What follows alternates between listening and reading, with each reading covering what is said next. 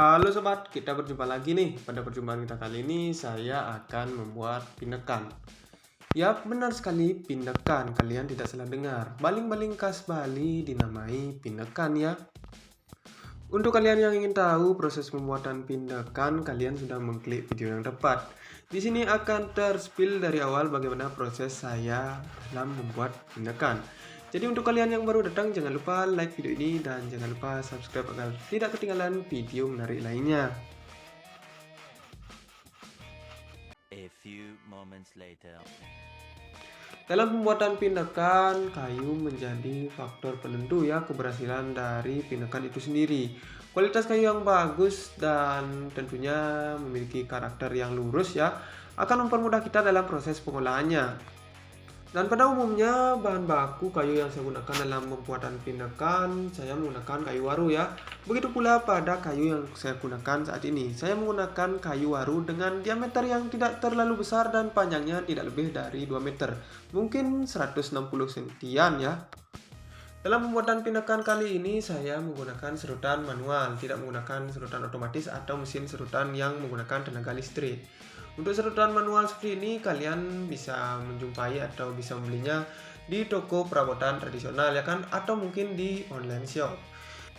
Oh ya, di sini bukan saya bermaksud untuk promosi ya kan atau meningkatkan penjualan dari si pemilik produk serutan ini. Saya hanya berusaha mengenalkan perabotan atau alat yang saya gunakan dalam proses pembuatan pindekan kali ini. Jika kalian ingin mengikuti seperti yang saya lakukan menggunakan serutan manual, itu sah-sah saja. Atau kalian ingin menggunakan serutan yang otomatis, itu juga sah-sah saja ya kan. Setelah tadi kita belah atau kita sibak kayunya, langkah selanjutnya yaitu kita ratakan untuk bagian depannya. Ratakan menggunakan serutan yang sudah kita asah tadi. Lakukan proses penyerutan sedikit demi sedikit, kita hilangkan bagian yang bergelombang sehingga hasilnya kayu di bagian depannya itu rata. Dan setelah kayunya rata nanti kita bisa tambahkan ibah ya untuk di bagian ujung dari kayunya.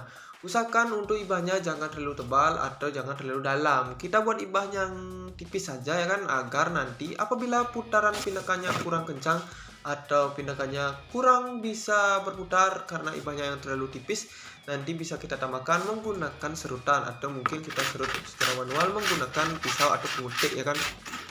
Kalau dari awal kalian tambahkan ibah yang terlalu dalam ya kan, nanti pindekan kalian akan mudah berputar di bagian awal namun tidak akan mampu melampaui dari senar yang kalian pasang pada pindekan. Maka dari itu untuk ibahnya kita tambahkan sedikit saja atau tipis-tipis saja, jangan terlalu dalam sehingga nanti bisa kita olah lagi ya kan. Untuk awalnya kita buat datar dulu, setelah itu baru kita tambahkan ibah sedikit saja. Kurang lebih seperti itu yang saya lakukan pada pembuatan pindekan ini. Sembari melakukan proses penyurutan, tidak lupa kita lihat juga ya untuk ibah dari pindekan ini. Kalian mau ibahnya ke kanan atau ke kiri itu terserah kalian. Suka-suka kalian, selera dari masing-masing pembuat pindekan.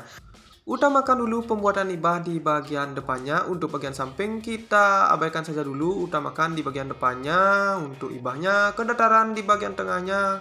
Dan apabila sudah sesuai dengan keinginan kalian, baru proses di bagian belakangnya atau tundun dari pindekannya, dan juga kita proses di bagian sampingnya dari bagian tengah sampai ke ujungnya itu mengecil. Untuk di bagian belakangnya atau tundun pindekan itu sendiri kalian bisa minta bantuan dari belakas ya, atau kalian bisa menggunakan pisau terlebih dahulu untuk menghilangkan bagian kulit dari kayu waru ini.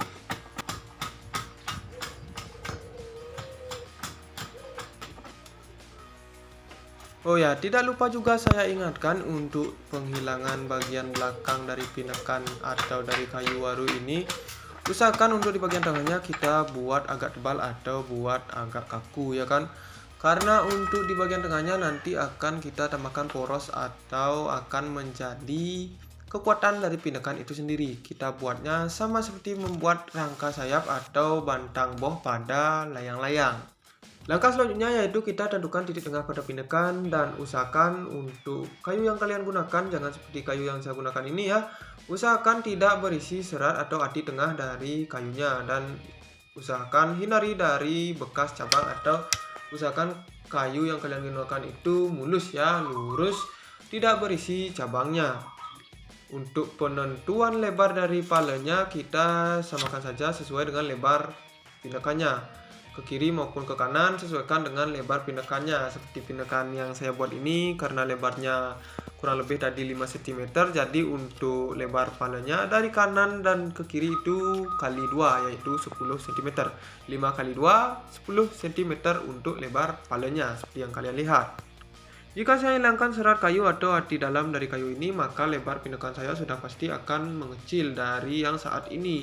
Dan hal itu akan mempengaruhi dari putaran pindakan ini. Mungkin akan tidak terlalu kencang atau sulit dalam proses penyetelan senarnya. Maka dari itu untuk serat kayunya atau arti dalam dari kayu waru ini, saya biarkan saja. Mungkin nanti untuk menyiasatinya bisa tambahkan lem ya, agar pindakannya nanti tidak pecah saat kita pasang atau saat berputar. Dan untuk ibah pada pindakan yang saya buat kali ini dapat kalian lihat untuk di bagian kiri lebih rendah dari di bagian kanan.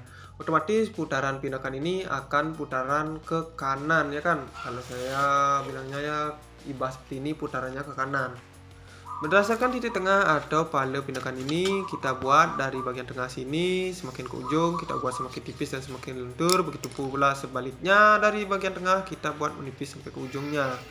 Dan dari bagian tengah ini nanti kita sesuaikan untuk lebarnya. Kita bisa buat garis bantu ya seperti yang saya buat ini untuk mempermudah dalam proses pengecilannya.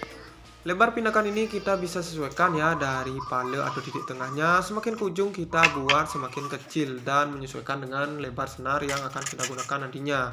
Kalian bisa menggunakan perbandingan seperti yang saya lakukan seperti ini. Kalian bisa menggunakan garis terlebih dahulu atau kalian bisa membuat garis bantu agar mempermudah dari proses pengecilan atau proses pengerucutan dari bagian tengah sampai di bagian ujungnya. Penambahan garis bantu akan mempermudah kita pada proses pengecilan atau pengerucutan dari bagian tengah, yaitu bagian pala sampai di bagian ujungnya, ujung yang berisi senar maupun yang tidak berisi senar.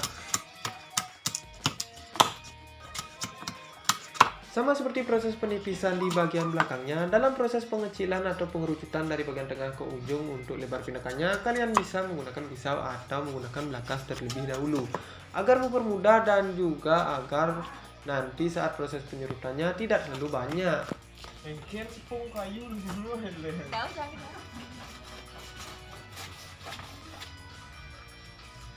Dalam proses pengecilan atau pengerucutan pindakan ini, usahakan dari bagian tengah sampai ke bagian ujungnya itu kencang ya, baik di bagian kanan, bagian kiri itu harus kencang, lurus, tidak legat-legut atau tidak bergelombang ya.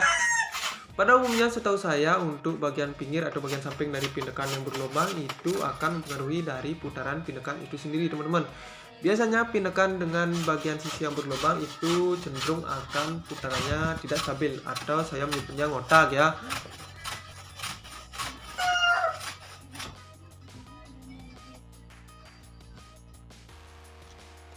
Oke sobat, jadi ini dia ya untuk hasil dari pengerucutannya dari bagian tengah sampai ke bagian ujungnya. Untuk bagian kanan dan kiri ini sama ya, dari bagian tengah ke ujungnya itu diperkecil. Dan untuk di bagian ujungnya ini saya gunakan ukuran 2 nyari ya, kurang lebih lebar di bagian ujungnya itu 2 nyari teman-teman. Dikarenakan keterbatasan durasi, jadi untuk proses pembuatan pindakan selanjutnya kalian bisa tonton di part berikutnya ya. Sampai jumpa, terima kasih, see you next video, bye bye.